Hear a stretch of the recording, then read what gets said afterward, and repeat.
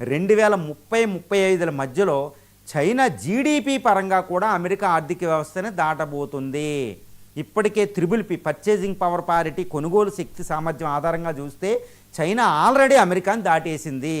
Manufacturing సెక్టార్లో అమెరికాని దాటేసింది. Foreign exchange రిజర్వ్స్లో అమెరికాని దాటేసింది. దాని అప్పుల పరంగా కూడా బెల్ట్ అండ్ రోడ్ ఇనిషియేటివ్ పరంగా అమెరికా ఒకప్పుడు మార్షల్ ప్లాన్ తెచ్చినట్టు అది BRI ప్రాజెక్టుని తెచ్చుకుంది. ఇప్పటికే అమెరికా అని చైనా ఆర్థికంగా చాలా విషయాల్లో అధిగమించేసింది. కానీ అమెరికాని చైనా ఆర్థికంగా 2030-35 నాటికి అమెరికాని దాటిన రాజకీయంగా అమెరికాను ఇంకో శతాబ్దం పాటు క్రాస్ చేయలేదు. మిలిటరీ పరంగా కూడా అది అభివృద్ధి చెందిన అమెరికాను దాటడం అసంభవం. ఎందుకంటే ఇప్పుడు నేవీ పరంగా అమెరికాను దాటేసిందండి. ఆల్రెడీ అతిపెద్ద నేవీ అయిపోయింది.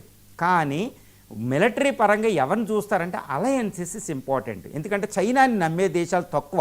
ఇప్పటికీ నాటో, యూరోపియన్ కాంటినెంటు ఈ మొత్తం 70-80 దేశాల్లో 700 పైగా అమెరికా సైనిక స్థావరాలు ఉంటాయి. అలా చైనాకి ఉండవు, ఎవరో పెట్టుకోనివ్వరు.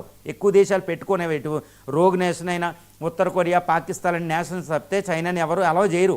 కాబట్టి అమెరికాయే ఇంపార్టెంట్. అమెరికా ఆధిపత్యం మిలిటరీ పరంగా ఇంకో శతాబ్దం పాటు కొనసాగుతుంది. చైనా అధిగమించలేదు ఎక్కువ డబ్బులున్నా. అదేవిధంగా ఆర్థికంగా